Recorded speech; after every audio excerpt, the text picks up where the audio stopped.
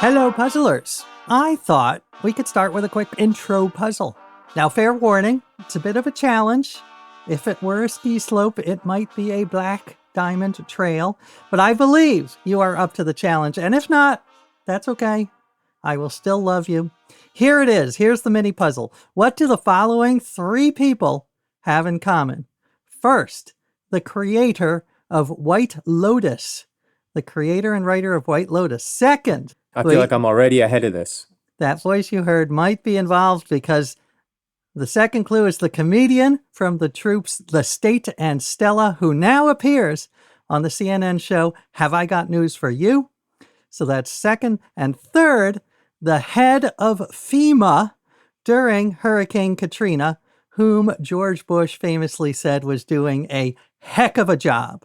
So that's the creator of White Lotus, the comedian from The State and Stella, who now appears on Have I Got News for You on CNN. And third, the head of the Federal Emergency Management Agency during Hurricane Katrina, who did a heck of a job, according to George Bush, which turned out not to be true at all. As you might have heard, one of those three people is our guest. So if you look at the episode description, that's a hint. The full answer and more puzzling goodness in just a moment.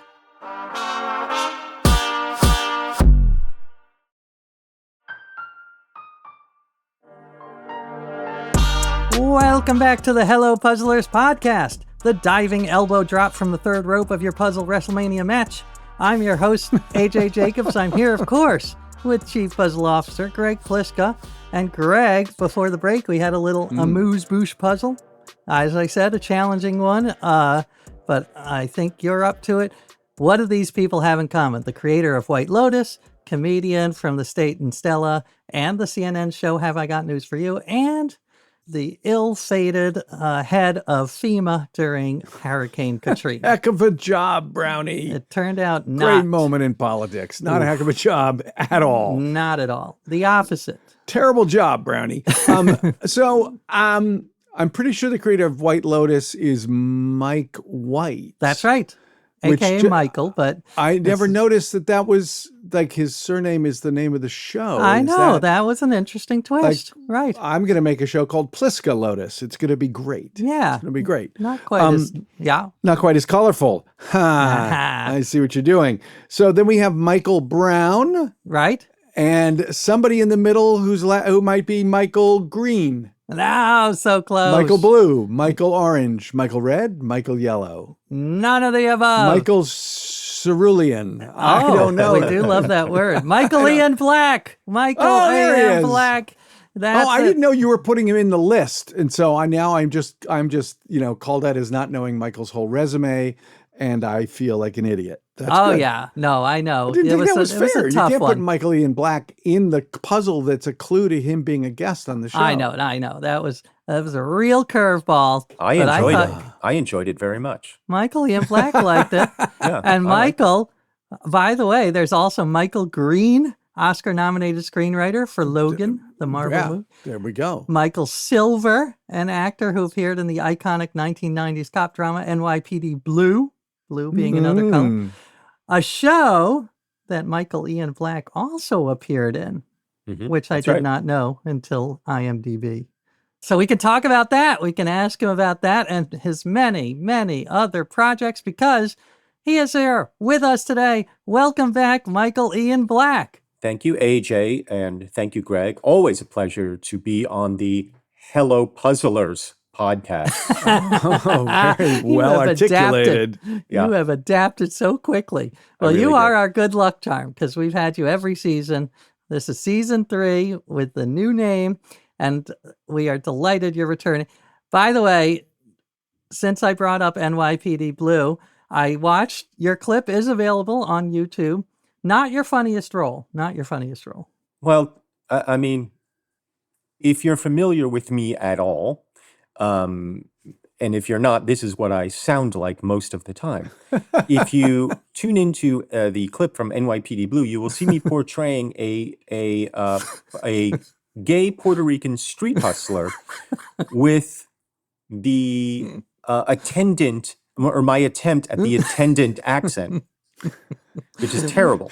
Absolutely atrocious. Absolutely. How did you get the role? I auditioned and It was the 90s. You could do things like that. Yeah. Well, we are going to talk about some of your other roles, your puzzling favorites, your thoughts on American cities. Sure. But first, of course, we thought we should start with a puzzle. Love a puzzle. Oh, and by the way, in one of your previous episodes, you suggested that we adopt the catchphrase, "Let's get ready to puzzle." So I am doing that just for you. Good. So the first puzzle is special for you. It's called Board Game. Board Game, and that's spelled B-O-R-E-D. I assumed.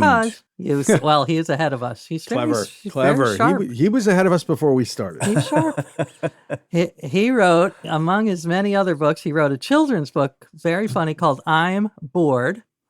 And it was about a girl who says she's bored, but then realizes, how can you be bored when there's so much in the world going on, including puzzles? That's right. So in honor of I'm Bored, this is a puzzle where all the answers contain the word bored. They are 2-word phrases where the second word is bored. So it'll always be in the form of blank board. Got it. So if I gave a clue, how you might describe someone who is sick and tired of comedian Michael Ian, which I know is a fictional scenario because no one is going to be. Oh, the I see. answer. So then you would say a blackboard. I get it. That's right. I'm clever. blackboard. Oh, thanks. bored, B-O-A-R-D. Well, all of them are puns on B-O-A-R-D, but with B-O-R-E-D, just so none of us get bored. Very clever. I'll give you another example since it's a little tricky. If you are sick and tired of Clinton, Gates, and Belichick, you might be A billboard. a billboard. Right, a billboard and billboard. All right. Well, I'm going to give you credit for that because you said it so quickly and with such authority. Are you ready? I am ready. Let's get ready to puzzle. He is much better at that. Would you be our Michael Buffer? Is that his name? Michael Buffer? Michael Buffer. Yeah. All right. If you are sick and tired of Jordan Peele's comedy partner or former comedy partner, you might be Peele's. No, I got it, but I'm trying to find the pun. So keyboard, but keyboard, obviously, yes. Keyboard. You For some got reason, one I in couldn't think front of the you. word. For some reason, it didn't sound like a word to me. Yeah. Well, some are phrases, some are words. Yeah. All right. If you're sick and tired of March, April, and May, you might Oh, be. yeah. That's a springboard right there. That's it. A springboard. I was thinking month board. What is that? What is a month board? I don't Right. know. I guess March 20th is 21st is start of spring. So there could be technical issues. If you are sick and tired of running short races, you might be this. Short races are, a dashboard. You're a dashboard. Very good. Yeah, I was thinking sprint, and Sprint, I yeah. couldn't Sprint think board. of right. Sprint board. is the, Not as Right, good, but a dashboard. But there yes. is a and speaking of dashboards, I believe you have said you are a proud owner of a Tesla automobile. Well, when you say proud, I was being a little sardonic because you're a sardonic guy. Yes. what is it? So you're just looking for me to get my car keyed by bringing it up. You have no point here in mentioning the fact that I own a Tesla. You just want to make me a target, which I understand. I'm sorry. It just seemed. Well, the car is a target, whether you're in it or not. In fact, I if you're in it, suppose. people will be like, no, leave him alone. He's one of the good ones. He's one of the good ones. It's not like a Cybertruck, right? It's not. No. Oh heavens, no. Okay. If you are sick and tired of PB&J and ham on rye, you might be A sandwich board. a sandwich board, which they wear around to promote comedy clubs, for instance. That's an old-timey phrase that I feel like has kind of gone out of fashion. Yeah. The sandwich board. I was thinking that too. My wife, Julie, was like, what are you talking about? Where you make sandwiches? So, But the sandwich board is you're sandwiched between two boards of wood or some sort of material, and it's advertising on both sides. So you're walking around sandwiched between two boards. Right. And I feel like those have been replaced by the crazy signs, the spinning sign good or point. the inflatable balloon man, balloon and guy. all the rest of right. it. You but got there are to. still sandwich boards. There's There some are. people You don't wearing see it them. so much. They're though. We don't have a different term for them now. It's not like we've updated them to be the iPhone board or something. Nope. They're still sandwich boards. You're right. You're right. They exist. It's just I agree that they are on their last legs. By the way, what is your favorite sandwich? A PB&J or ham on rye or something altogether different? Are you asking me or Greg? Because I can answer. Either I can one. answer that. Answer for either of us, Mike. All right, I'll go. I'll answer. So of late, AJ, and this is a great question. I'm one of these people who can eat the same thing and prefers to eat the same thing sometimes for months on end. Interesting. So of late, I've been eating an open-faced for lunch, open-faced peanut butter and banana sandwich. I use extra crunchy peanut butter, ripe banana, delicious. Now, Interesting. what this has replaced in my daily consumption is anchovy toast, where I would toast a slice of bread, put some butter on there, anchovies on top of that. Maybe the finest thing I've ever eaten until peanut butter since sliced bread. And what I love, Michael, is there's nothing similar between those two things No. at all. No. Nobody who likes one is going to want the other. Well, you're not going to eat them at the same time, and you're not going to eat them one following the other. No. So these are the two sandwiches that I have been consuming a lot of over the last year, but never at the same time because I'm not a heathen. Did you do sardines growing up? I used to have sardine sandwiches. And in retrospect, that's a weird thing for a 12-year-old to want, but True. I did. Interesting. Yeah. And I will also say the peanut butter and banana is also known as, you might know this, the Elvis sandwich. That was his Elvis Presley. All right, I got a couple more. What about if you're sick and tired of Teresa, Jones, and Goose? Teresa, Jones, and Goose. It's a little tricky. Is that 3 people or is that 1 person? That is 3 different people. You could be sick of any of them or all of them. Okay. Teresa. Blank Teresa, blank Jones. A motherboard. A motherboard, exactly, on your computer. All right, how about 2 more? I was thinking Theresa May, and I was like, I know that's not right. And I was like, Leslie Jones? Right, I couldn't. Where are we going? I know. Well, I said it was a curveball. I warned you. You did great, and thank you for the subtle hint. The blank. Oh, the blank. Yes. Yeah, that was very helpful. My pleasure. If you are sick and tired of being the only company in your sector having no competition, possibly breaking some antitrust laws, you might be a monopoly board. A monopoly board. Are you a board game, BOARD game kind of guy? Yes and no. It depends what you mean by board game. So there are certain board games that I can get obsessive about. Scrabble is one of them. Boggle is one of them. Currently, chess is one of them. However, if you were to say to me, Michael, do you want to come over for board game night? My answer would be no, thank you. Yeah. Interesting. Okay. But that's only because I'm not a fan of you, AJ. If somebody else. But if I called, Greg, absolutely. I'm there in a heartbeat. Understandable. Totally get it. That is interesting. How's your knowledge of 2-letter words in Scrabble? Because I feel at the moment it's lacking because you sort of have to keep it going. But it's better than the average person because I have studied the 2-letter words. Right. Yes. But occasionally what they'll do is the Scrabble people just randomly throw in new words, right? And you have to sort of stay on top of it. I remember when ZA became an acceptable Scrabble word, and the Scrabble community went ballistic about it. They were very upset. It was a dark day in Scrabble history. Yeah, and that was za, pizza. Yes. Which I've never heard. And QI came out at the same time. Oh, they accepted. So those were the first time there was a Q and Z two-letter word. Which I'm okay with the Q because Q is such a pain in my ass. But you're okay with chi, even though how often have you said that word? I would say I've said that more than za. See, I went to college. We called it za. Well, to me, za really should have an apostrophe before the Z. Oh. Which is why I'm a little bit on the fence about za being an acceptable Scrabble word. But it is what it is. I don't make the rules. You don't make the rules. Okay. Ew is acceptable now. EW. Yes, I think ew has been for quite a while. I believe. I could be wrong about that. Oh, maybe the new one is EWW. I think that's a new one. That is really when you that's when really you discuss it. Ew. When you really don't Interesting. All right, that's great. Can you, AJ? You're a puzzler. Can you name other Scrabble Q words that do not contain a U. And give me 2. 2. Okay. I mean, and she is not one of them. now my son just asked me this because we were playing Scrabble. So I think I have the 2 easy ones.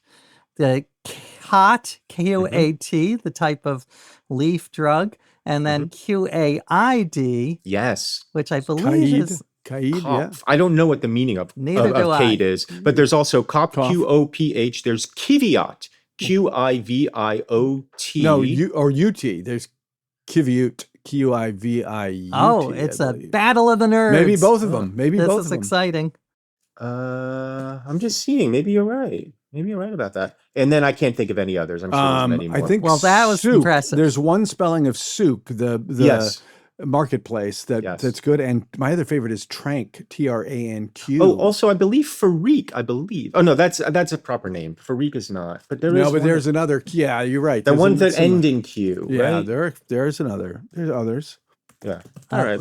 You're hearing that typing. That's Michael Ian Black. I was trying to see. Keyboard. On a keyboard. Good callback. All right. I have one final one. It has nothing to do with Q words. All right. Okay.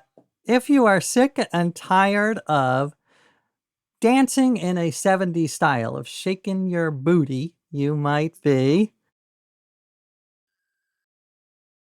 Okay, so there's no such thing as a disco board. There's no such thing as a hustle board. There's no such thing as a... It's a little tricky. Julie, my wife, said you got to give them the 70s. I will give you one other. I think I need it. Well... It's a particular dance we're looking for. Well, yes, but it's also more of a synonym for... No, it's like not it's not a kind of dance. Well, if you're going to shake something, right? What are you going to shake? Well, I'm going to shake my booty. That's it. But change. A boogie board. Boogie board. Got exactly. It. A boogie board. There right. You go. You like to boogie, I would imagine. I'm the world's foremost boogier. Okay, I thought so. Well, you did fantastic. So. Thank you, Mike. But we're not done with you. Don't go away. I'm not going anywhere. But you are, of course, on the leaderboard. Oh, because no one else is playing. But we have lots more puzzling and important topics to discuss with the great Michael Ian Black in just a moment. Please stay with us.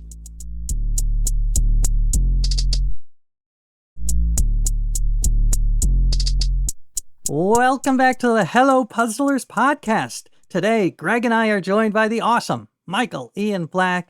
Now, Michael, Greg has a puzzle for you in just a moment, but before he gives it, we have a segment called Puzzling Questions, a Q&A, where we get to know our guest a little better so you can become a little less of an enigma. You will still be an enigma. Well, you could say you could become a little less puzzled by Michael Ian Black. There you go. Thank you. All right. Who is your favorite Italian Renaissance painter and or Teenage Mutant Ninja Turtle? Right. He's thinking. Well, because because if I say Michelangelo, you're going to go, but isn't he really more of a sculptor? And if I say Da Vinci, aren't you going to go, but isn't he kind of a jack of all trades? Sort of, and then I can go Raphael, which is the Teenage Mutant Ninja Turtle that I portrayed, which is why you're asking the question. Exactly. But I would be lying if I said I could identify a Raphael painting anywhere. So I'm going to go with I'm going to go with Da Vinci, and I know I can't curse on this show. Isn't he kind of a jack of all trades? I mean, seriously. Well, listen, I don't care what the answer is. I was just using it because I want you to tell the story of dropping out of college to portray Raphael, the Teenage Mutant Ninja Turtle. Well, you just told the story. That's the whole story. I dropped out of college to portray Raphael, the Teenage Mutant Ninja Turtle. I was traveling as a stunt turtle. I was traveling ahead of the touring show. There was a rock and roll show that was touring the country. Me and my friend Ben went ahead of the show to do promotion and marketing for the rock and roll show that was going to be coming to your town. So we would dress up as turtles and go to Pizza Huts and local radio stations and do the weather on TV or visit a hospital or whatever they needed. And it was, I want to say it was one of the best jobs I've ever had. but I can't. But that would be a lie, because even as the words were forming in my mouth, I could smell the inside of that turtle costume. That is a problem. Well, I was having a terrible sense memory as I was saying it was a good job, and it was a great job. But the smell of the turtle Not suit, that lingers. Fantastic. All right. I was going to ask what your favorite type of pizza was, but I don't think we even have time.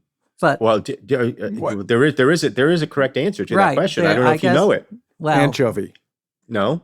Do you? Peanut butter and banana. I do know it. Okay, sorry. AJ knows the answer, but it requires you to ask the question, and then I will answer as the Teenage Mutant Ninja Turtle. Okay. So Greg, ask me what my favorite kind of pizza is. What's your favorite kind of pizza?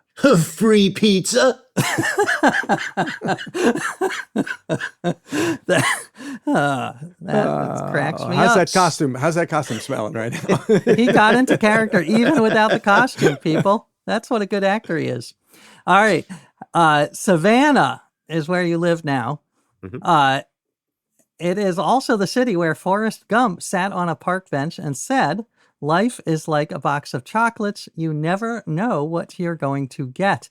So my question to you is, do you think that is a good metaphor, an accurate metaphor? And is there a better metaphor than a box of chocolates? Or is that... Well, the fact of the matter is, while it's true that when you have a box of assorted chocolates and you pluck one, you don't necessarily know which one you've gotten.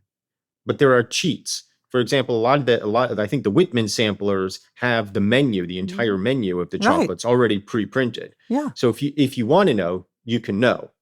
The other problem with that analogy is that although you don't know precisely what you're going to get, you know the range that you're going to get. You're going to get a nougat. You're going to get a caramel. You might get even a peanut butter. You can tell if it's got like coconut or nuts in it. Yeah. Things on the top. But with life, you really don't know what you're going to get. It could be it could be a winning lottery ticket, or it could be a debilitating illness. You don't know. Right. What, you didn't get the box top? To life. Yeah. I got it right here. But here's some trivia for you. Savannah has 24 squares. They're little pocket parks. And if you want to go to the one where Tom Hanks sat, you would go to Chippewa Square.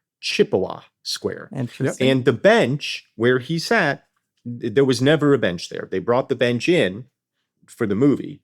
And then I think they may have brought, there might be a sort of phony baloney bench that they keep there for tourists. I think there is. Sure. I think I've sat in that bench. Yeah, I'm taking a photo. Too. Chippewa Square. I believe so. So that, right. that was. I thought there was a trivia question coming along with that. You were like, "Here's a thing you ought to know." The trivia was the name of the square, and then I was adding that. The bench I think there's a bench there now. Here's my follow-up question: how much do you love Savannah? How are you asking me to measure that? I don't know. In chocolates, it's a great. It's city. A lot better than Russell Stover, but is it as good? Is it as good as a Whitman sampler? I don't know. It's a pretty terrific city. I love it. It is one of my and actually very good. We should be recording this in Savannah. Why are we waiting till Michael's in New York to do this? We've screwed this up completely. Great question. Really a terrific city. All right, since we are a puzzle podcast, what is your puzzle diet? What puzzles do you do every day or every week or every month? I am a daily New York Times spelling bee player. Sure. I am a frequent, if not daily, New York Times Wordle player. And there have been times in my life where I have been a daily New York Times crossword puzzler. Not anymore, though. Not anymore. There's no way to say this without making me sound like an asshole. I like where this is going. So I'm just going to say it. The door is open. Come on through. I found that eventually the crossword puzzles in the New York Times became a little too easy for me. Even the Saturdays? Sometimes I found this Saturdays was absolutely the hardest, but I found oddly the Thursday was sometimes harder than the Friday or the Saturday. Sometimes Thursday's the hardest themed puzzle usually. Right. Well, you can make them harder by only using the down clues. that's true. Oh, I never even thought of that. Yeah, just a good ignore trick. half the clues, and then it's then it would be way too hard for me. Yeah. No, not for you. You're the kind of guy who could. You're I'm definitely not. Well, I do Definitely. know, Michael Ian Black, that your name, Ian, Yes. is perhaps the most popular name to appear it's certainly in the top 5, IAN. surely there's been several Michael Blank Blacks. There should no? be. If not, I would be a Thursday puzzle or a Saturday puzzle. I was a Saturday puzzle. You, I believe, would be at least a Wednesday, possibly a Tuesday, Oh, that's very sweet of you. Thank you, AJ. because you are not very obscure. That's my segue to your wonderful podcast. One of my favorite things you do, Michael. It's sort of a book club, but with your witty commentary, and you actually read a book, a classic piece of literature from start to finish. You are now doing American Tragedy by Theodore Dreiser. How are you enjoying it? What's your thoughts on American Tragedy? So I've been doing my podcast Obscure for several years. Obscure, the premise is each episode I read aloud a work of classic literature and comment on it as I go. I don't read the whole work each episode. Each season is a book.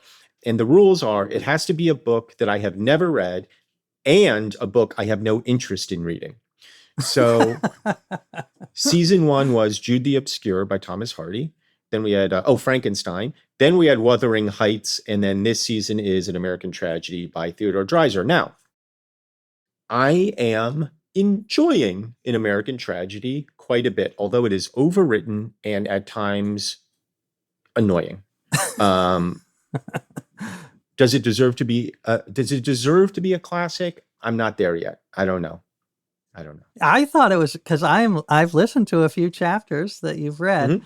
It's basically true crime, but your commentary has made it absolutely delightful.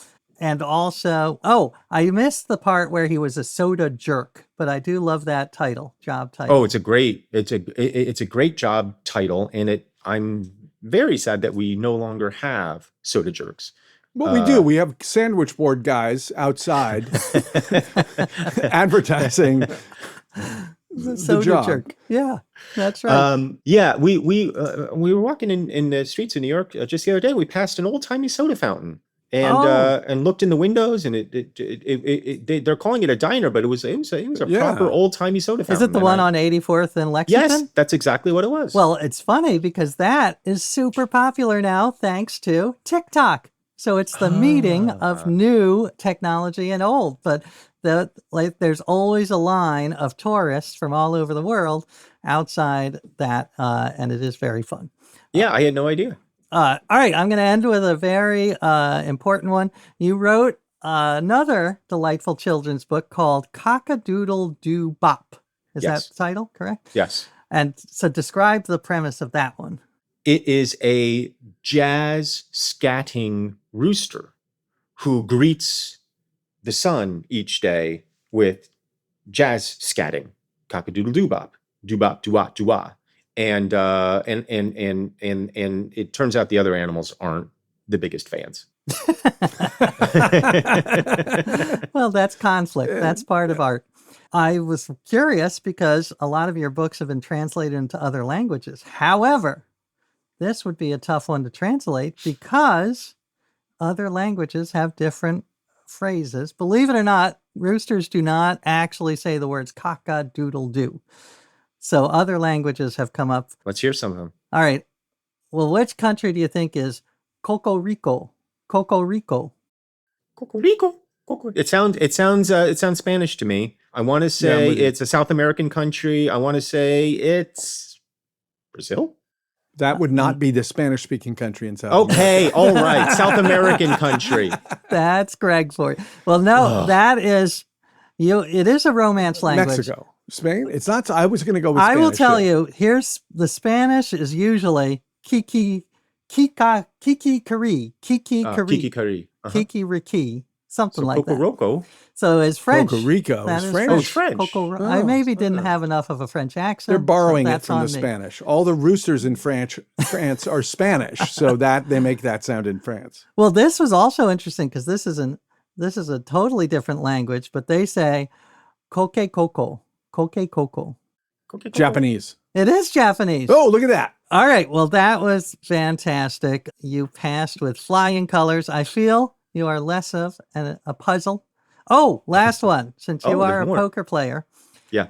do you have? And we're a puzzle and game loving show. So Michael is like a genuinely good. He's been on TV and all that.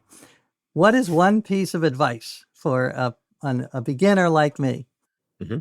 Fold. So you're serious, I think. Dead serious. You should be folding way more than you think.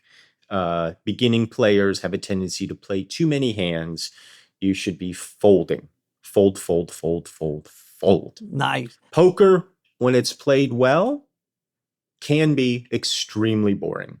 And so if you're not bored playing poker, there's a good chance you're doing it wrong. That is wise advice. And it's also a nice callback to segment 1 about his book, I'm Bored. Well, we're not done with you yet, Michael Ian Black. We have one more segment. We have Chief Puzzle Officer Greg Pliska is going to give you a puzzle when we return. So don't go away. Very Stay good. seated.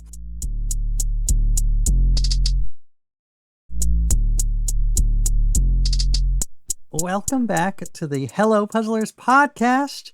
We are here with the delightful Michael Ian Black, who is multi-hyphen, so many hyphens.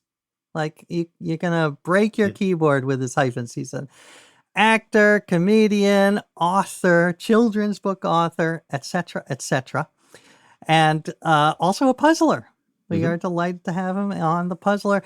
And I gave him a puzzle earlier, but as promised / threatened, I am going to turn him over to our Chief Puzzle Officer, Greg Pliska, because I believe, Greg, you have something for Michael. I do. I'm not threatening, am I? No. I tried to raise the height. And if you don't do this puzzle, I'm going to slit your throat. That is threatening. That did feel a little threatening, I have to be honest. There you go. That one actually did feel a touch threatening. No, this puzzle is actually similar to a thing we did when we had you on before. It's called Tragic Comedies. I'm taking some famous film comedies and changing one word in the title to its opposite. All right. The result is maybe a tragedy. So I'll give you a clue to the plot of the revised film. For example, if I said Mel Brooks parodies a horror classic about an aging doctor and his creation in their retirement years, that would be a clue to Old Frankenstein. Got it. The Okay. opposite of the actual movie Young Frankenstein. So you see how this goes. And AJ hasn't seen these. I have not. In the unlikely event that you need help, he's here. But I don't think you're going to. One very quick question. Did you do this because Michael is doing an American tragedy on his podcast, Obscure, or is that a delightful coincidence? It's a delightful coincidence. Terrific. All right. End of questioning. I did it because Michael is funny and comedies are funny. And so He has also written some sad books, though. the two things. FYI. Yeah, but no, I didn't say he can't be sad or threatening. I just thought he's a humorous person. Look at their face. Doing the sad threaten. Michael is Is it a confused. sad face? The threatening face? Sad face. All right. Here you go. This is a Neil Simon adaptation starring Jack Lemmon and Walter Matthau. The even couple. Yeah, I got to get to the description. Sorry. Right, but they're two roommates who get along perfectly. The even couple. The even couple. Exactly. How about this? Agents J and K dress up as the Pope and work for a secret government agency. I don't know that one. Agents J and K. They dress up as the Pope, work for a secret government agency that monitors aliens on Earth. Oh. Oh, Men in White. Men in White, exactly. Oh, because they're dressing up like the Pope. Took me a second. In white. Right. Yeah, in Took white. me a second. Yeah, Got it. Got it. All right. How about Prince Akeem of Zamunda travels back home? Coming to whatever country he was from, not America. Zamunda. Oh, Zamunda. Or leaving from America. as opposed to coming to America. Right. All right. Two musicians flee the Valentine's Day massacre dressed as women in a very boring musical ensemble. Somebody again. It's two musicians dress fleeing. up. They're dressing up as women. Women, right? But it's very boring. It's very boring. Is it Some Like It Cold? Some Like It Cold. Very good. Yeah. Okay. Yeah. Instead of Some Like It Hot, right? Very cold. This romantic parody of George Romero classics stars Simon Pegg as a London zombie who fights off human assailants. All right, so we're looking for Shaun of the Dead, but it's Shaun of the Alive, Shaun of I the guess. Living, yeah. Shaun of the Living, yeah. Yeah, exactly. All right, this is sort of a double opposite. It's a Kubrick film about a perfectly ordinary scientist who loathes everyone and creates a doomsday machine. Very good. Okay. Okay, so it's a double one. So Dr. He loathes everyone. Ordinary hate? I mean, I don't know what... Yeah, I like that. I was thinking normal hate, but you got the idea. It's not strange love. It's normal hate. Dr. Normal Hate. We just learned, by the way. That sounds like an Austin Powers villain. No, Dr. yes, Normal good Hate. one. Completely. Yes. We just learned from another guest that Dr. Strangelove was supposed to end in a food fight, like a big pie food fight, which I didn't know. Did you know that? Yeah. There's in the big room, the big war room, there's a big table of food. And sort of like Chekhov's gun, you got a table of food, you got to have a food fight. But it never happens because they cut it from the movie. Interesting. Oh, very good. Yeah, there you go. I like it. All right. This is another Mel Brooks film. This is a classic Western about the sub-zero temperatures experienced by cowboys on horseback. Freezing saddles. Freezing saddles, exactly. It's very, very cold. Tom Hanks makes a wish and finds himself transported into a very tiny boy's body. Little. Nice line reading on that one. That was very good. Not big, but little. How about this? A breakout Sean Penn film about a group of Southern California students who just want to go to class and behave nicely. So, I mean, I don't want to say there's slow times at Ridgemont High, but they are. Well-paced times. Yeah, fine. I think slow, not fast, for sure. Owen Wilson and Vince Vaughn star in this film as womanizers who pick up women at wakes and memorial services. The funeral crashers. But that was a plot point at the end. I'm spoiling it. I don't remember that. Spoiler alert. I did watch it recently, and Will Ferrell plays a funeral crasher, and right. No, Will Ferrell is like the guru that they learned from. Right, exactly. But he's moved on to funerals. All right, last one. This is a triple opposite. Oh, it's another Jack Lemmon, Walter Matthau film. They're two cheerful, cross-dressing 20-somethings who get along nicely and enjoy spending time. There's another film where Jack Lemmon and Walter Matthau cross-dress? There's multiple of these films? No, they didn't cross-dress in the other I'm one. thinking of, right, I got confused with Jack Lemmon. Jack Right, Lemmon. Got it. But Jack Lemmon and Walter Matthau. Got it. They're two cheerful, cross-dressing 20-somethings who get along nicely and enjoy spending time with the new neighbor, Anne Margaret. I don't feel like I know this film. Well, the original film they made when they were well on into their lives. Cheerful young ladies? Sure, cheerful young ladies. Anything that's the opposite of grumpy old men, we will accept. Happy young women. I would just like to see the two of them in that. Right? Imagine. Well, with AI, now you can. Just give it to Sora 2 and they'll make it. Well, Michael, you just blew through those. You really did. You are a puzzler extraordinaire, and everyone should check out the CNN show, which also has a podcast, I believe. It does. The CNN show is called Have I Got News for You? And the podcast version of it that I also host is called Have I Got News for Your Ears? Oh, okay. I haven't listened, but I will. I will put it in my ears. And it's sort of a game show meets news meets. Yeah, it's a kind of classic British panel show done in America. The British version of this show has been on for, I want to say 36 years. And it's been going all this time, and they've tried a couple times to bring it over, and then finally it landed. It's at CNN. We're finishing our second season, and hopefully there will be a third. Awesome. But yeah, it's that actually may be the best job I've ever had, because it doesn't smell bad at all. It's good smells in the studio all day. Nothing but aromas. Love it. Sandalwood. Yeah, you know? really. Lavender. Yeah, some lavender notes. It's just terrific.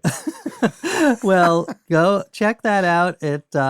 You won't be able to smell the show, but there is a version of it coming out called "Have I Got News for Your Nose?" Yes. That Exactly. will be in Smellorama. It's going to be great. Yes, you can smell the current administration. You can smell all sorts of things. Well, thank you again, Michael. I hope you'll come back one more for season 4. And thank you, listeners, for puzzling with us. By the way, we started a community on Patreon, and we would love for you to join. So go check out Hello Puzzlers on Patreon. We've got all sorts of fun stuff. Nothing with aromas or scents, but all other areas are covered. And we will see you here next time for more puzzling puzzles that will puzzle you puzzlingly.